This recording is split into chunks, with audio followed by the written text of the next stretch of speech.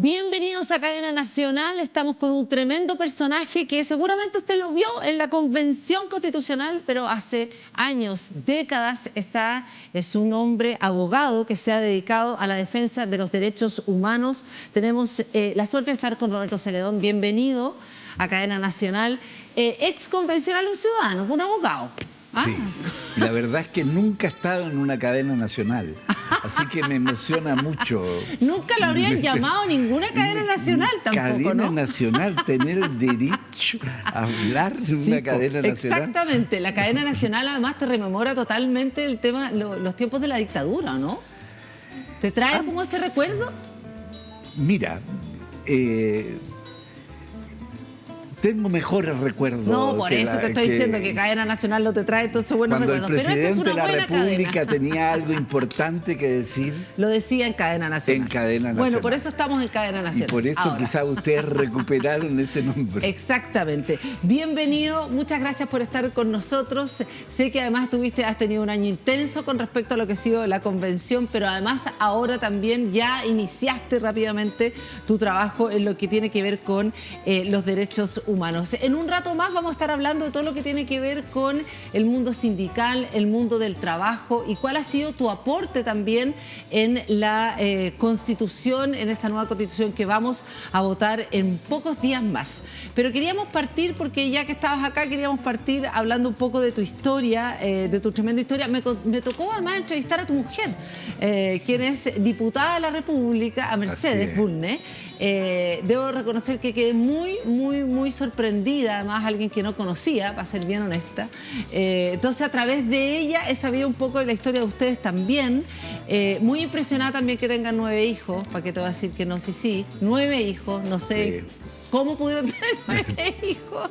¿Cómo pudieron mantener 9 hijos, además, en medio de esta labor tremenda, gigante que hiciste en la dictadura? Cuéntanos un poco. Ahí están, mira. Mire qué hermosa. Oh.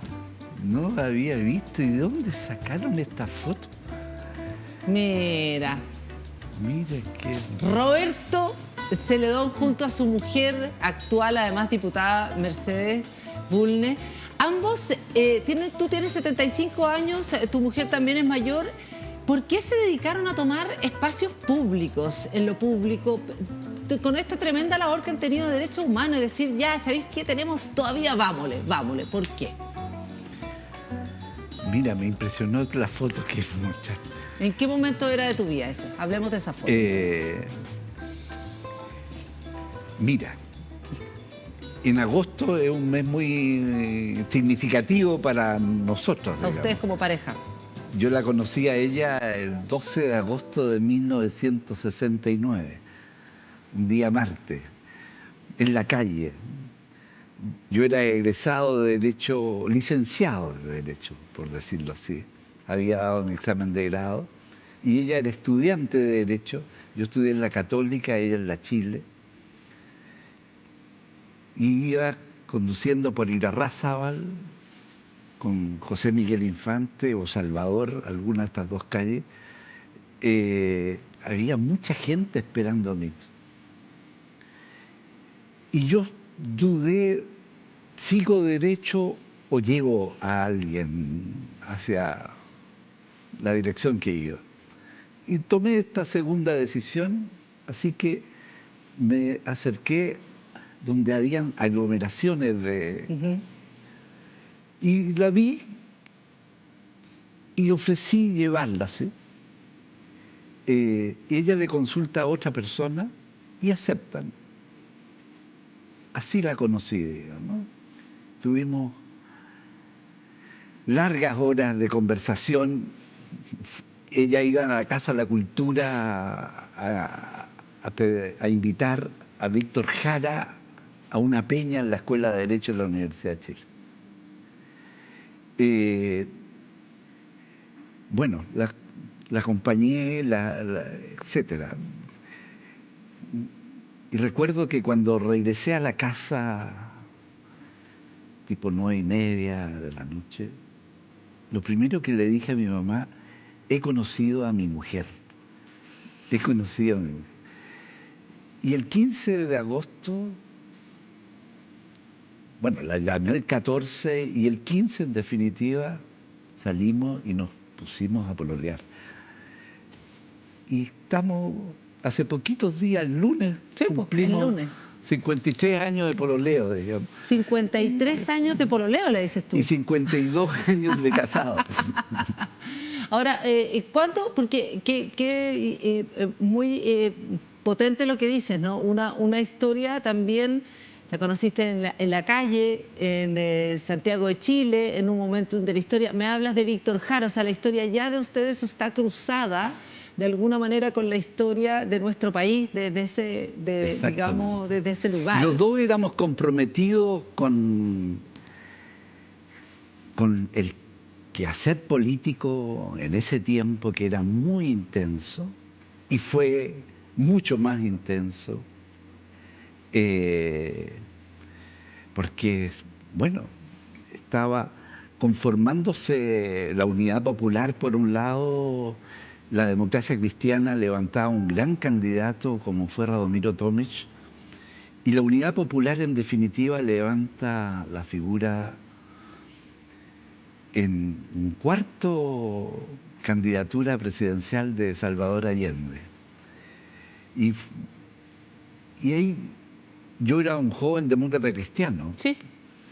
Y ella era más bien simpatizante de la JJ, digamos.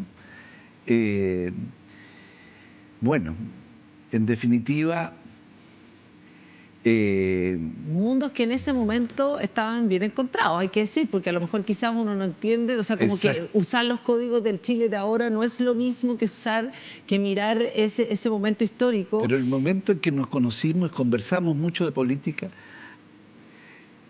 y había una gran coincidencia. Ahí es cuando tú decides hacer el cambio y salir de la democracia cristiana. No. Eso fue posterior. Ya. Nos casé. Ella alguna vez me dijo que había dicho con un demócrata cristiano ni a misa, y la verdad es que fuimos a misa, nos casamos. No, o sea, se casaron. Pero tú cuando te casaste en aquel entonces, ¿eras demócrata cristiano todavía? Sí. Ya. Yo fui fundador de la izquierda cristiana en el año 1971. Perfecto. Ya, pero poquito andar. O sea, parece que no te duró mucho lo demócrata cristiano. No, pero había comenzado a los 16 años. El día que salí del colegio... Te inscribiste en la democracia cristiana. El mismo día. Yo creía en la revolución en libertad. Y eso era un punto de encuentro con aquellos que impulsaban una... Yo había formado parte de un partido que en el Congreso Nacional de la Democracia Cristiana del año 1967 había aprobado un documento que se llamaba la Vía No Capitalista de Desarrollo. Claro, o sea, lo que tú me... Yo y eso tiene hoy día mismo una significación enorme. La Vía No Capitalista de Desarrollo. Entonces, ella le interesaba y participaba menos activamente que yo en la actividad política. Estábamos en campaña presidencial, digamos. Claro, también igual hay que explicar de nuevo que esa democracia cristiana a la que tú te refieres, la revolución en libertad, etcétera, etcétera, la de Frei Montalva, es una democracia cristiana que no es lo mismo que ahora la democracia cristiana. Lamentablemente no es lo mismo. Por eso, para entenderla, digamos, que yo creo que es importante. Y ahí también quiero enganchar un poco con la pregunta que te hacía, es... Mucha gente de tu generación, de la generación tuya y de tu mujer, que en aquel entonces eran jóvenes, comprometidos por hacer los cambios y las transformaciones de este país, que también fueron muchos víctimas de la dictadura también. Yo sé que ustedes tuvieron una historia dura con respecto a eso, también me gustaría que me contaras un poco eso, pero mucha de esa gente cambió. Y ahí algunos dicen que se aburguesaron, otros se convirtieron, otros se relajaron. Sin embargo, ¿cómo describirías que lo que pasó a esa generación tuya y por qué tú y tu mujer siguen siguen en la chuchoca, digamos, y siguen además en la misma idea también, que es algo que yo creo que se ha dado poco en la generación tuya. No sé cuántos amigos te quedan que partieron en aquel entonces y que siguen en las mismas como ustedes, digamos. Algunos quedan, algunos Poco. quedan. Sí. Mira, te tengo que contestar y brevemente, digamos.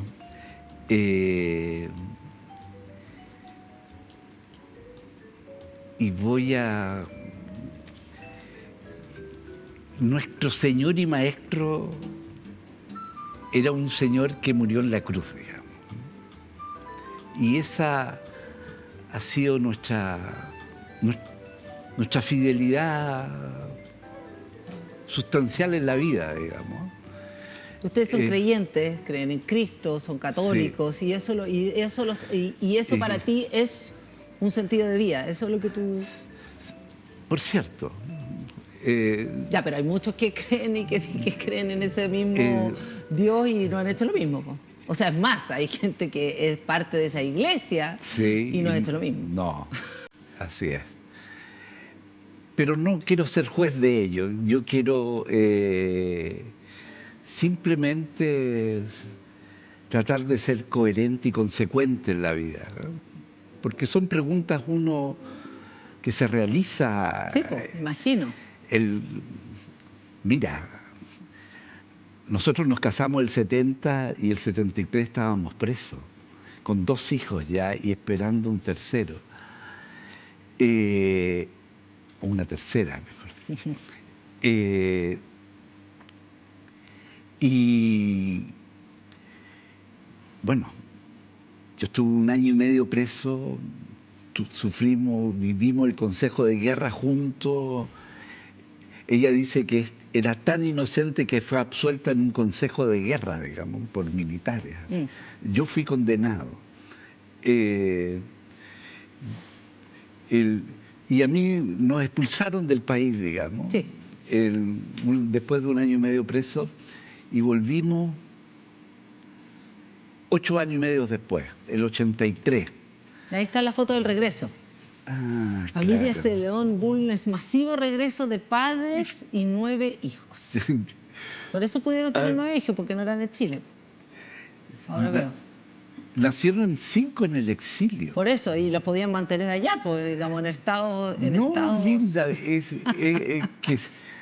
en estados y te voy a benefactores, decir pues. una cosa que cuando partimos, la educación en Chile Era era gratis. gratis y cuando regresamos era todo pagado, todo. Claro, pero allá tuviste más hijos y allá efectivamente era un Mira, estado benefactor, digamos.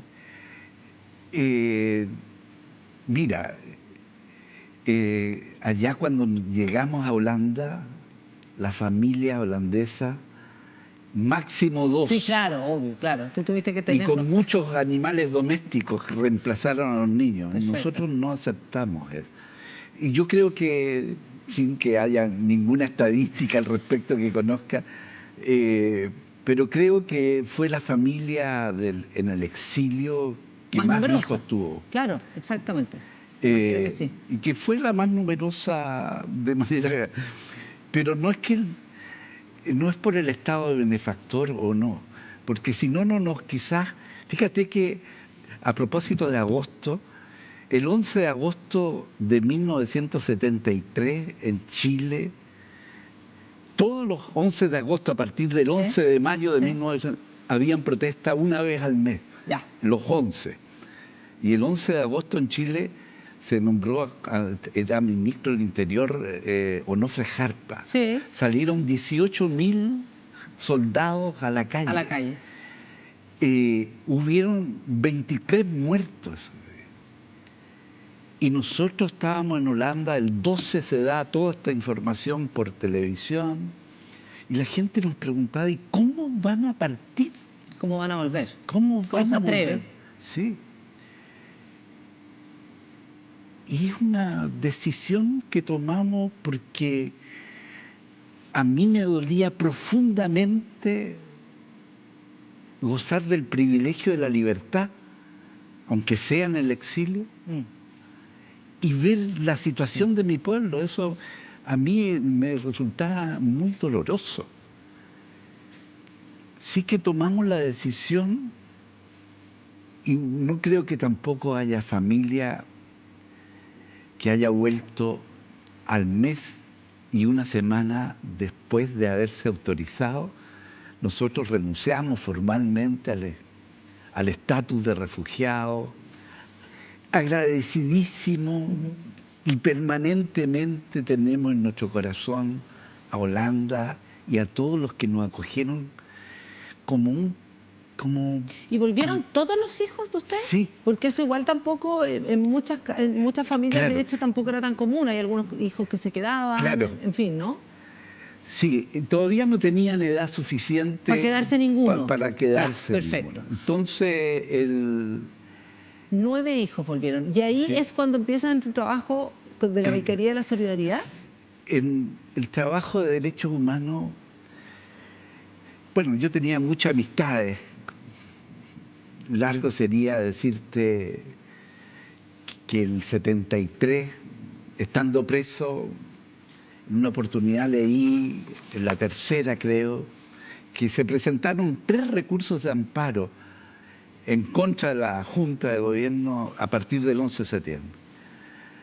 Bueno, yo sabía que uno de ellos era de don Bernardo Leyton, por los ministros de la Unidad Popular que estaban detenidos en la escuela militar. Pero sabía también que 2 había presentado yo. Y Mercedes, el 20 de septiembre, por una familia uruguaya, y Mercedes, aunque con mi patrocinio, digamos, yo era abogado ya, ella era egresada de Derecho, por otra familia uruguaya. Y siempre estuvimos preocupados desde el primer momento. Yo fui, y primera vez que lo relato, no lo he contado nunca públicamente. Yo poco después del golpe fui al episcopado, a Erasmo Scala, y me atendió el secretario privado del cardenal, el padre Luis Antonio Díaz Herrera, para decirle: hay que hacer algo por los extranjeros, porque no tienen protección, están completamente desamparados y creen que son guerrilleros. Cuando Chile era era el asilo contra la opresión en América Latina. Y la Iglesia me respondió positivamente después: sí, vamos a hacer algo. Pero lamentablemente no pude personalmente estar ahí porque nos avisaron que estábamos siendo investigados, Están siendo perseguidos. buscados. Sí. Y caímos el 23 de octubre presos los 2, a pesar de respecto de acusación de la que realmente no teníamos nada que ver, digamos. Pero son cosas, la vida nos unió en todo, digamos, en esta experiencia, sí, que es muy dura, pero también en el vivir esos momentos más dramáticos de manera unida, y unida por la fe, que las cosas por algo pasan, aunque uno no entienda las razones por las cuales pasan. Y yo tengo un recuerdo porque me lo dijeron muchos, digamos: ¿por qué eres tan alegre? Tan alegre, privado, encerrado con el letrero de prisionero de guerra, digamos, claro, ¿no? o sea, en medio de ese horror, ¿por qué seguía manteniendo esa alegría, digamos? Sí. ¿Y por qué? Porque una experiencia de vida que si te toca vivirla, y por eso la cruz no es cualquier cosa. Y para el pueblo de Chile no debiese ser cualquier cosa, porque Cristo conoció también la detención, también el vejamen, la tortura y la crucifixión y la muerte. Y es una historia que es nuestra, que nosotros, conservando todas las instancias del caso, nosotros y nuestro pueblo estaba viviéndola vivamente. Entonces, la palabra de ese Señor y Maestro es distinta, resuena distinta en tu interior cuando tienes una experiencia tan brutal en que Él mismo la vivió, siendo quien era. ¿Usted no entiende su historia sin traspasarla por la experiencia, digamos, No, esto Cristo, ¿no? es muy íntima. Sí, pues. Nosotros somos muy reservados en esta materia, pero quizás por la edad... Era lo mismo. no, por la edad uno a veces tiene que compartir el por... Y tú me preguntaste, ¿y Sí. por qué? Eh, y no encuentro ninguna otra razón, ni mejor razón, porque eso es lo que vivimos. Entonces, cuando volvimos a Chile no volvíamos a nada cierto, a todo inseguro. Pero creímos, yo tampoco me pregunto lo mismo que, ¿y cómo alimenté 9 niños? No tengo idea. No sabe. No puedo decirte, mira, la planificación, no, No tengo idea. pero Perdón, aquí está con Pepe Carrasco con el equipo de análisis también. así es. Eh, Con la investigación de Pepe Carrasco. no, ahí está Juan Pablo Cárdenas, está Fernando Paulsen, está Pepe Carrasco, está la Campbell Hearst. Yo estoy aquí en este extremo, parece. Fíjate que, bueno, yo conocí a Juan Pablo Cárdenas en el exilio, estando en Holanda.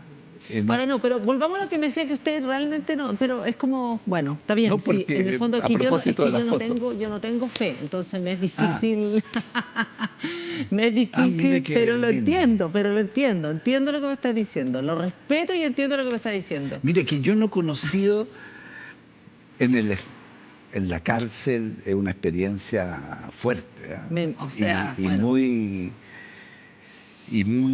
conmocionante. Tú te sí, revisas toda la vida. por eso me imagino. Yo estuve muy cerca de la muerte, Nunca he digamos, estado en algo así, así que, pero me imagino. muy cerca de la muerte y viviendo con el sufrimiento de los otros también.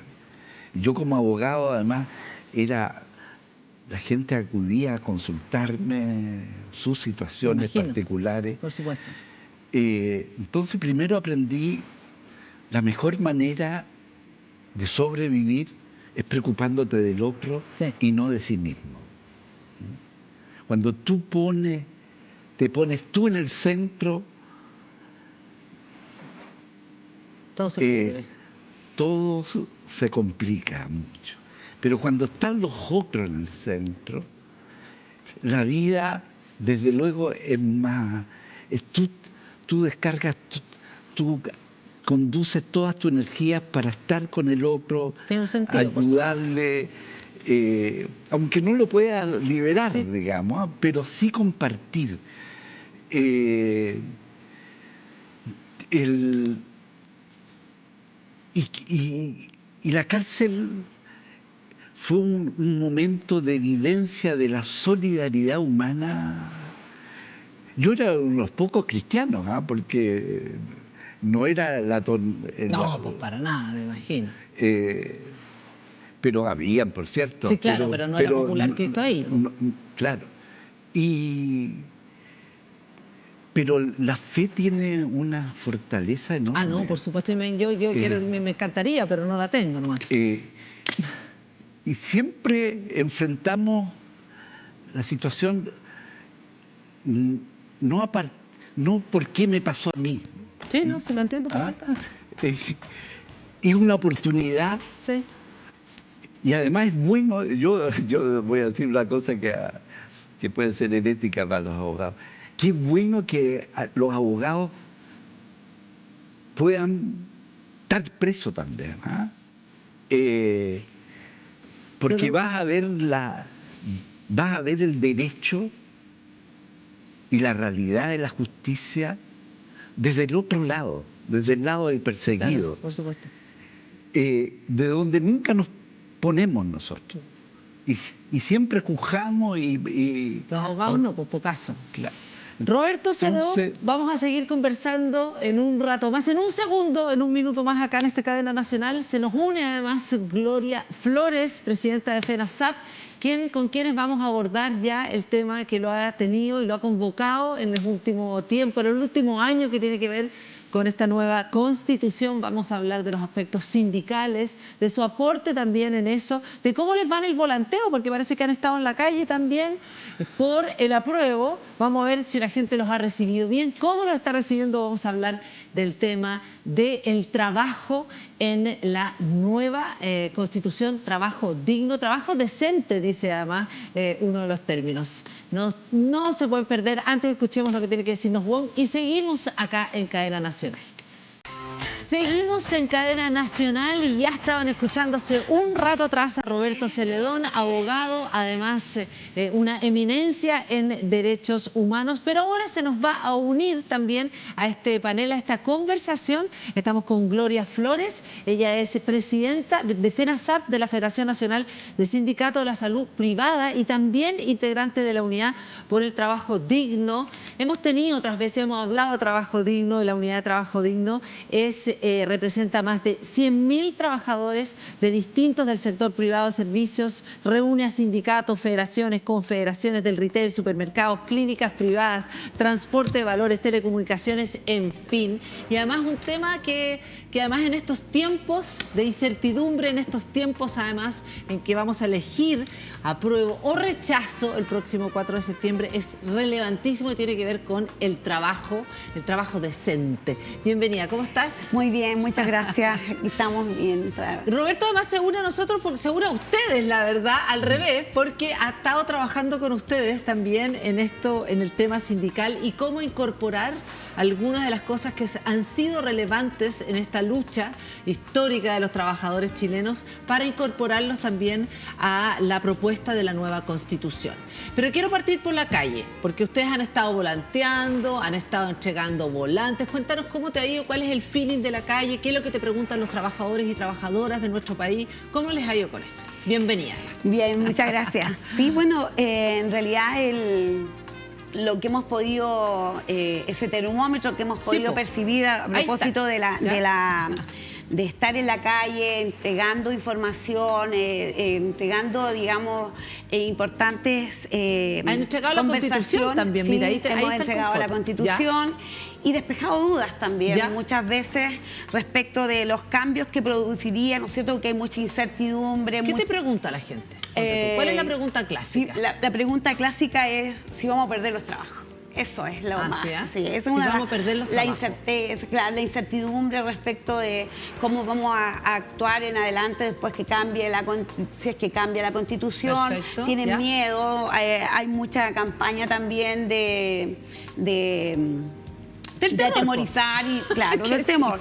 Pero también nosotros a través de ese conversatorio y de ese termómetro que hemos podido, ¿no es cierto?, un poco colocar, hemos percibido también de que eso ha ido despejándose. O sea, ha ido despejándose y hemos visto en un principio una situación más apática desde la sociedad, ¿no es cierto? Y hoy día lo vemos como ya van hablando, despejando dudas, quieren conversar, quieren intercambiar opiniones. Bueno, o sea, ¿tú has sentido que hay una suerte como de cambio en términos como del termómetro, de que ha ido cambiando, de que la gente ya está más confiada, está como con más, se ve más suelta en la calle? En la calle, al menos. Claro, y bueno, eso es la experiencia en la calle y evidentemente nuestra experiencia también como dirigente en el mundo del trabajo con nuestros sindicatos base, bases, con la sociedad, cómo nos relacionamos. Gloria, voy a ser súper directa con la pregunta. ¿Por qué se la están jugando así por la nueva Constitución? ¿Qué hay en la nueva Constitución que ustedes creen que realmente le puede cambiar la vida a los trabajadores y las trabajadoras de nuestro país?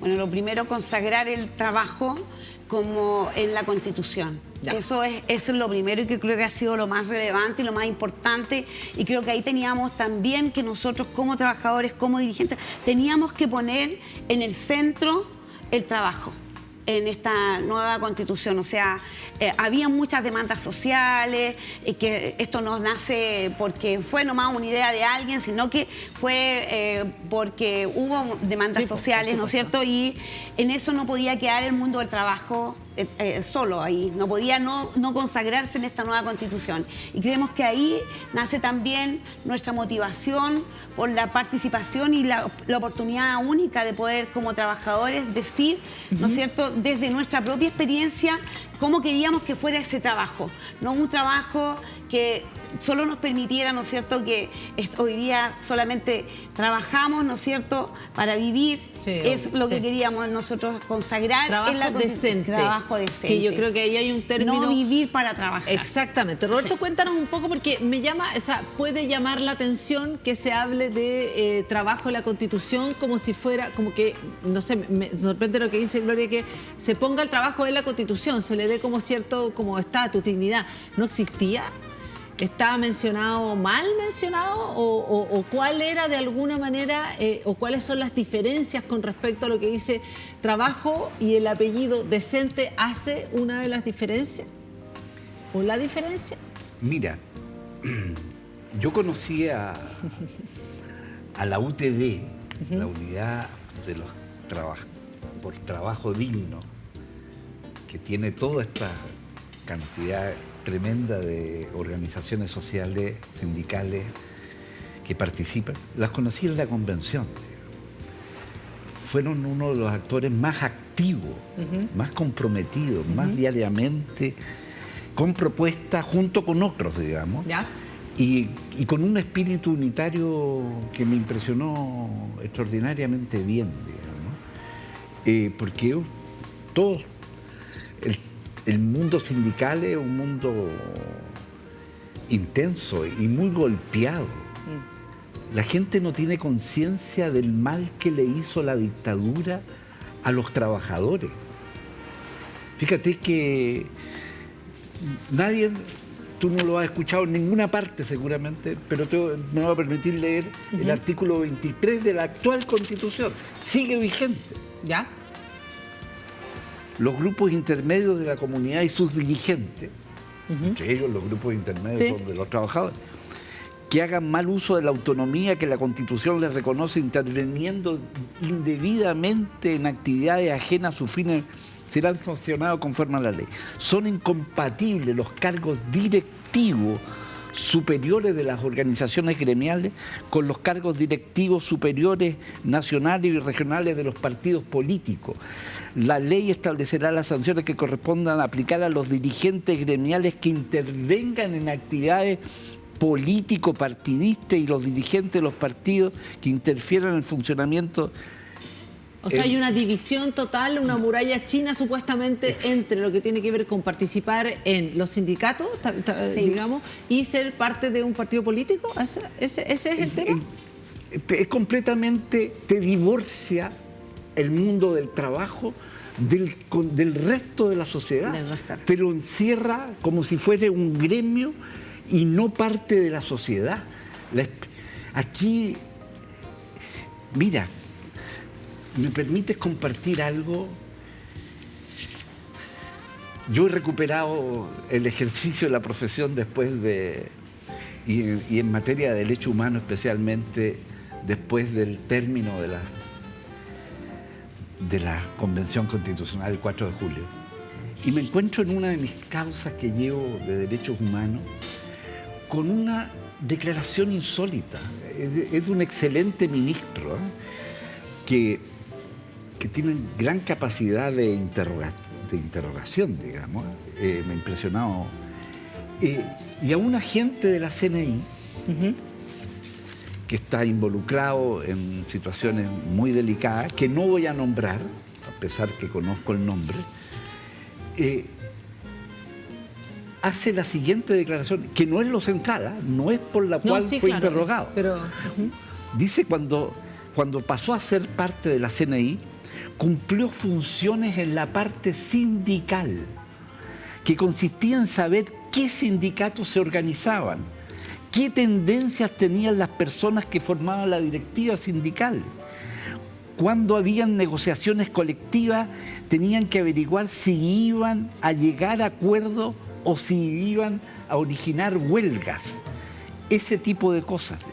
Para lo anterior, iba a la inspección del trabajo, se identificaba y solicitaba los antecedentes a la persona que estaba a cargo para ver si se mantenían los sindicatos, si se habían creado nuevos sindicatos, etc.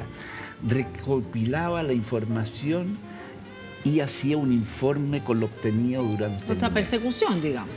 Pero esto, yo primera vez que lo conozco. Primera vez que sé que la CNI además tenía esta función de perseguir a los responsable. Claro.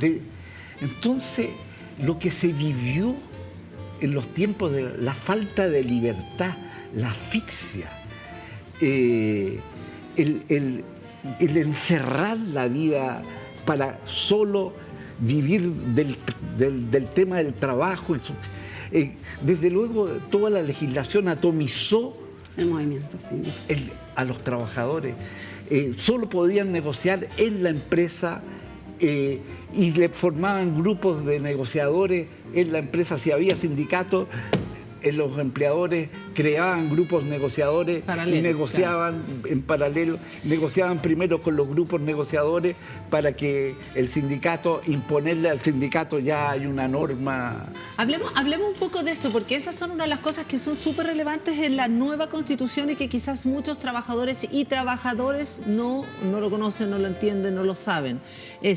¿Cuáles son para ti, Gloria, los fundamentales cosas, 3 o 4 cosas que esta nueva Constitución, y por las cuales ustedes se han jugado siendo muy diversos, tal cual como dice Roberto, que igual eso es interesante, diversas necesidades, en fin, se la jugaron por el apruebo? Uno es lo que tú dices, el trabajo decente, que lo hablamos, que es como realmente no es solamente vivir para trabajar, no cualquier trabajo, es un trabajo decente. Esa es la primera cosa que consigna esta nueva Constitución, o ese es el espíritu. Y también está el tema de la libertad sindical, ¿no es cierto? El tema del poder que tienen los sindicatos, ¿no? Exactamente. Bueno, yo quería solamente primero aclarar que aparte de este derecho al trabajo, que me parece que, o sea, ya esta nueva Constitución, sí, con solo declarar, ¿no es cierto?, que lo consagran esta nueva Constitución y que además consagra libertades sindicales, ¿no es cierto? Desde nuestra experiencia, creo que es muy importante porque este derecho al trabajo además permite que podamos vivir, compatibilizar la vida familiar con la laboral, ¿no es cierto? Poder ser parte de una sociedad y tener una experiencia mayor de sociedad hoy día a propósito de la tremenda cantidad de violencia que vemos. Pero es precisamente por una sociedad que está desquiciada, por una sociedad que no tiene oportunidades, que no tiene esperanza de vida. Creo que eso son una de las cosas que más nos ha hecho como sindicalistas, después de sobrevivientes de una pandemia, trabajadores que estamos acá en UTD, que primero nos comprometimos por revisar qué es lo que estaba pasando, qué es lo que teníamos en esta Constitución que está vigente, qué era lo que queríamos como nuestra experiencia de trabajadores especialmente esenciales y que teníamos que ejercer un trabajo de forma presencial y qué era lo que necesitábamos en esta nueva Constitución. Y no solo que dijéramos es el trabajo, una remuneración, sino que las condiciones, los riesgos que tiene y todo lo que en ella significa, ¿no es cierto? Especialmente también como trabajadora, ¿no es cierto?, de la salud. Creemos que es importante destacar que esta nueva Constitución también nosotros dijimos y trabajamos por una iniciativa de norma que logramos, ¿no es cierto?, a través del patrocinio de los constituyentes, también acá que está presente, instalar derechos esenciales como la libertad sindical, el poder negociar a todo nivel, que eso es tremendamente importante en la clase trabajadora.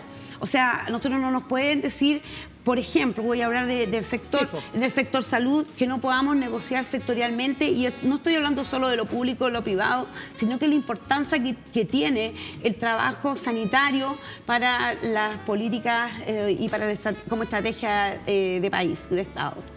O sea, para cuidar la salud de quienes viven en el territorio. Poniéndolo en fácil, porque a veces quizás queda escrito de manera compleja y ahí nos ayudan, no nos ayudan mucho, muchas veces los abogados, pero finalmente bajemos lo que significa.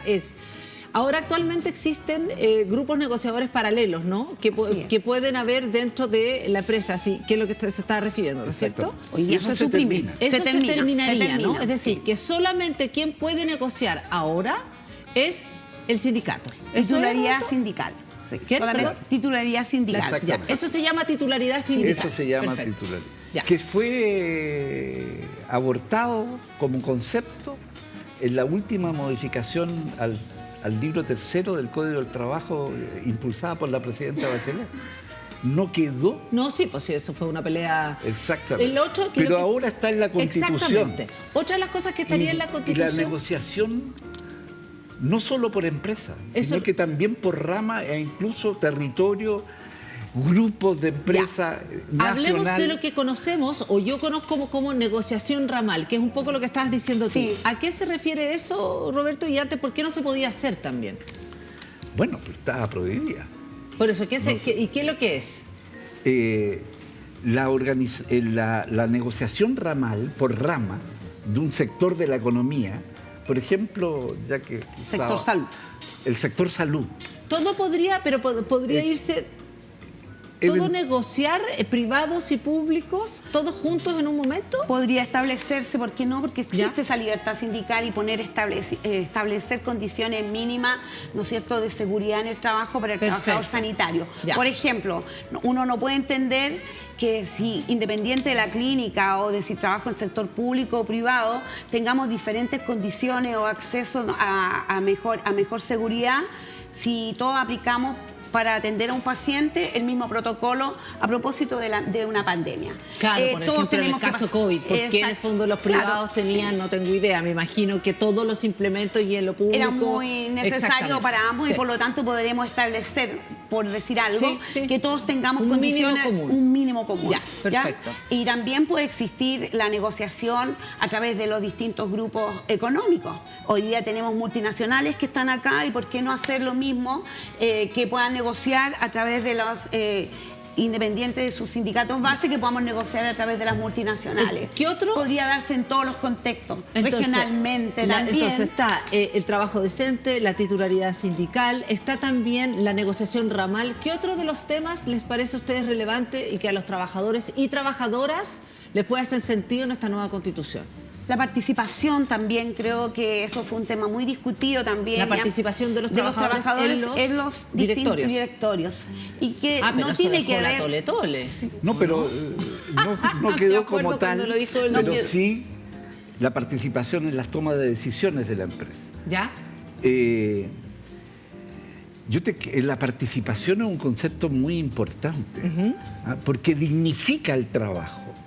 Fíjate que aquí en los hechos, a pesar de que viene desde 1920, a los trabajadores durante la dictadura y después de la dictadura se le ha desconocido el derecho a una remuneración, que es la gratificación, el derecho a participar en las utilidades, que según la ley es no menos del 30% de las utilidades que obtenga la empresa. ¿Te das cuenta que si los trabajadores participasen en las utilidades de la empresa, no estaríamos en otro contexto viviendo? Para los trabajadores el resultado sería una cosa muy estimulante, el aportar lo mejor de sí, del conocimiento, porque el trabajo es conocimiento y el conocimiento es el motor del desarrollo. Entonces, ahora no, esto se entiende como un derecho exclusivo del capitalista, del dueño de la empresa, y se le ha privado en los hechos, no en el derecho, pero en los hechos, al derecho a participar en las utilidades que obtiene la empresa. Entonces, el recuperar el trabajo decente, que es un concepto de la OIT, que se instaló en 1999, y esta Constitución chilena va a ser la primera en el mundo que incorpora este concepto de la Organización Internacional del Trabajo como el trabajo decente, que es muy similar, y esto se discutió con Juan Somavía, que fue director exactamente de la OIT, el primer chileno que ha sido director de la OIT. Esto se discutió profundamente en relación al trabajo digno, porque el Código del Trabajo define al trabajador en una definición que aún persiste y que le instaló la dictadura en 1978 como una relación de subordinación y dependencia. El trabajador está abajo, sobre él está el empleador. El trabajador está en una relación de subordinación y dependencia a cambio de una remuneración, le dice. Pero el que manda es el empleador. No hay una relación y ni un concepto de empresa como una labor mancomunada de los diversos actores que participan en la producción de bienes y de servicios. Entonces, esto es a contralógica de lo que el país marchaba antes, una lógica que impuso brutalmente la dictadura. Pero es un cambio, o sea, en el fondo aquí lo que está diciendo Roberto Gloria es que es un cambio de relación, o sea, que es mucho más fundamental y un modelo, digamos, distinto. Y no quiero, además, no nos queda mucho tiempo, pero no quiero dejar de que hablemos también del trabajo doméstico. Me parece que también es una mención importante, ¿no? El reconocimiento del trabajo doméstico. Sí, también es una de las cosas algo además, que no sé si también innovador y no sé si único. Completamente. Reconocerlo, lo dije no en un está principio, no está en la antigua, o sea, no creo que esté en muchas constituciones tampoco. No, y acá se reconoce, ¿no es cierto?, el trabajo doméstico y de cuidado que ha sido relevante hoy día, ¿no es cierto?, en este momento, y donde también se hace, y yo quiero también destacar el hecho de que llama mucho la atención que todo el mundo como que se asuste tanto cuando uno dice la participación en el directorio, en los distintos espacios de trabajo, desde la voz colectiva, desde los trabajadores. Creo que esa es la responsabilidad que tenemos y también nuestra voz desde los trabajadores en una corresponsabilidad por tener una mejor sociedad. Somos todos responsables de eso y en eso también tiene que ir la voz del colectivo, representada a través de los sindicatos, y creo que eso es súper fundamental que lo destaquemos, porque hasta el momento solamente se ha desprestigiado el mundo sindical, se ha fragmentado, se ve desde una visión individualista, y creo que para poder entender lo que esta nueva Constitución tiene y trae, es más allá de mi experiencia propia, es de la experiencia que yo quiero para una mejor sociedad.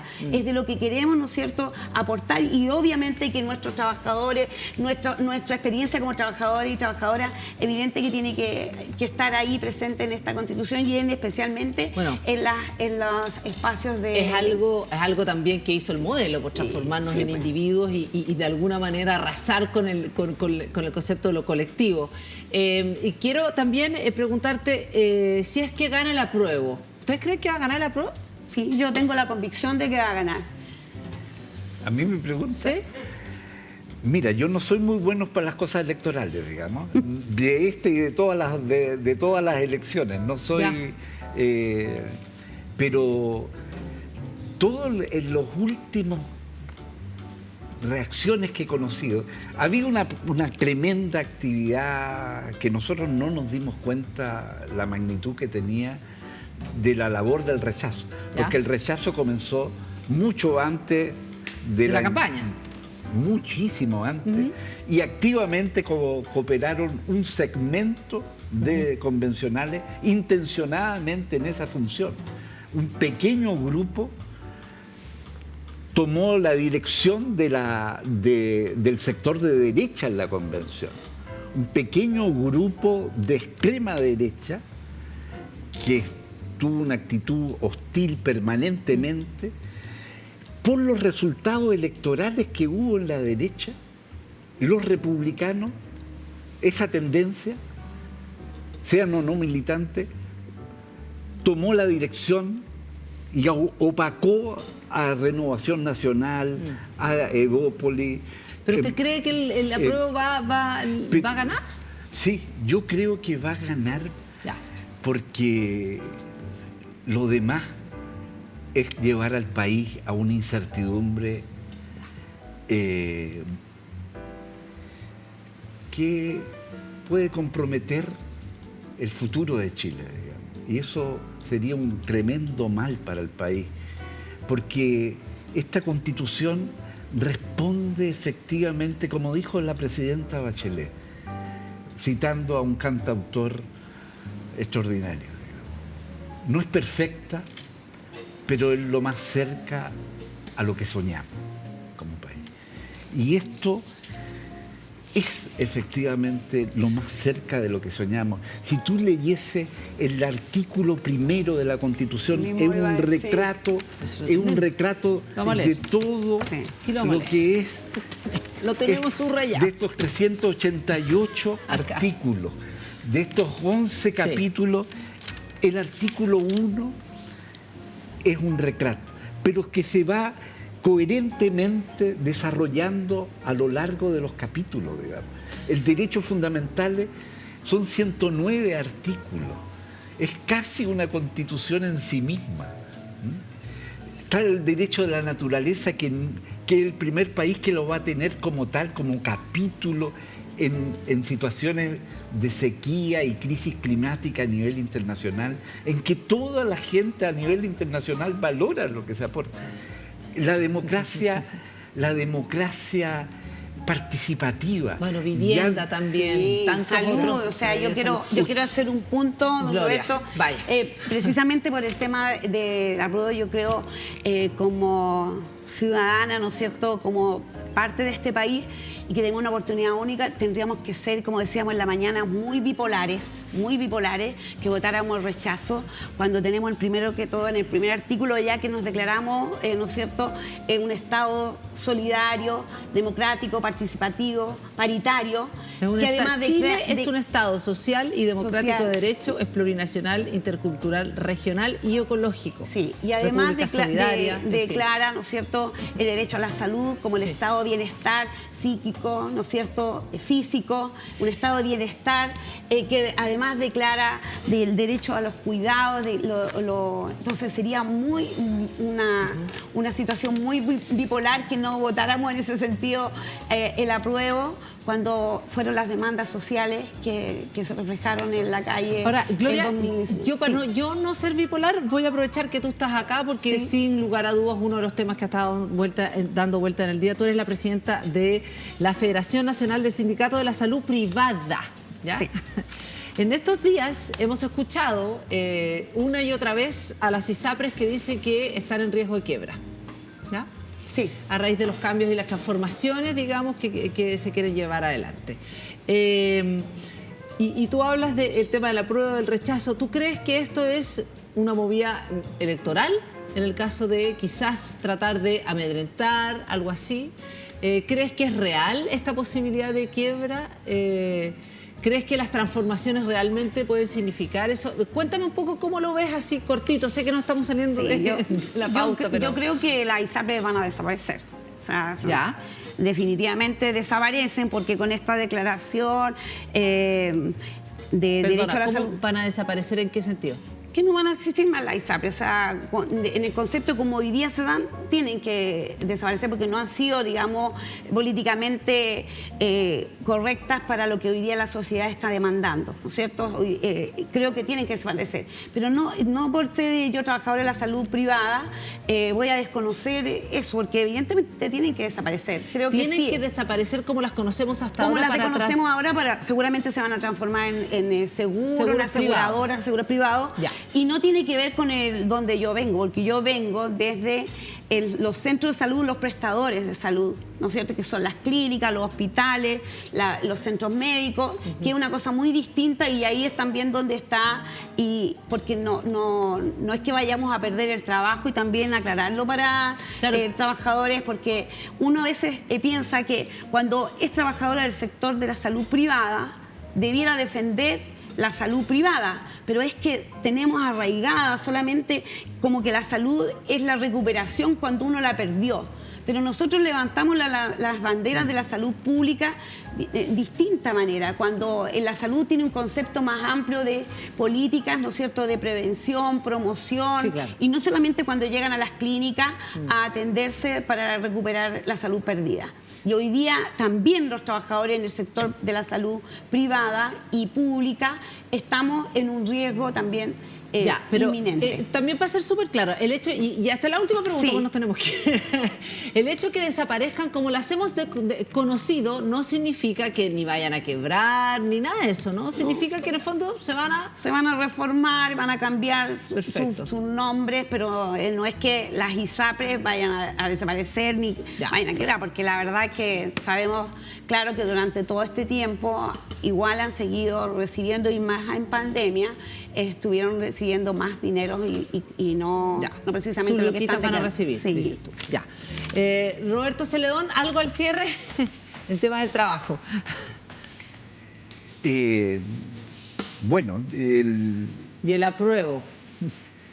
Bueno, yo creo que el apruebo nos abre nuevos horizontes para el país. Efectivamente se generan nuevas bases en que se cree en la gente. Fíjate que todos los derechos fundamentales comienzan, o casi todos, con la mención: toda persona tiene derecho a la salud, a la educación, a toda persona. Y esa es, la persona juega un rol fundamental. El inciso 3 del artículo 1 dice: los derechos humanos individuales y colectivos son el fundamento del Estado y orienta toda su actividad. O sea, los derechos humanos, que siempre fueron vistos clásicamente como un escudo de las personas frente al Estado omnipotente, hoy día afirmamos: los derechos humanos es la razón de ser del Estado y orienta toda su actividad. Y todo lo que se desarrolla al interior de estos 11 capítulos es coherente, consecuente con eso. Todo cambia, pero cambia para bien. Es el país que recuperamos y que a la vez recreamos, y que corresponde a lo que el cardenal Silva Enrique llamaba el alma de Chile. Esto es recuperar el alma de Chile y permitir que sea nuevamente un país hermano, porque terminamos con la odiosa ideología de la seguridad nacional que nos divide en enemigos internos, que considera una parte de la ciudadanía como enemigos internos, y así fueron deformados los militares y las ideologías de sectores ultristas de derecha, que son extremadamente peligrosos, en considerar a su hermano como un enemigo interno. Gloria Flores, presidenta de FENASAP, Federación Nacional del Sindicato de Salud Privada. Además, le preguntamos de todo también. Sí. Muchas gracias. Unidad por Trabajo Digno también está haciendo un trabajo, una labor, además la ha hecho para empujar también cambios e incluir tantos aspectos en esta nueva Constitución. Vamos a ver si tus vaticinios están correctos después del día 5 de septiembre. Sí. Muchas gracias por acompañarnos. También que está aprobado, ¿no es cierto? No tenemos que dejar de mirarnos como sociedad, no tenemos que soltar esta unidad, esta conversación y este diálogo social que hoy día se hace más necesario. Creo que hay que seguir trabajando porque no es la campaña del terror, no va a pasar nada y tenemos que seguir porque esto tiene que ser transitorio y evidentemente que ahí tendremos que estar la voz de los trabajadores. No tenemos con nuestros empleadores, con un Estado que nos escucha y que es participativo, ahí también tenemos que estar todos como sociedad. Roberto Celedón, muchas gracias también por estar con nosotros. Muchísimas gracias y gracias por la posibilidad de compartir con la UTD, que fue un aporte valiosísimo en todo el proceso constituyente. Y nosotros seguimos con más cadena nacional, no se vayan, estás en Vía X.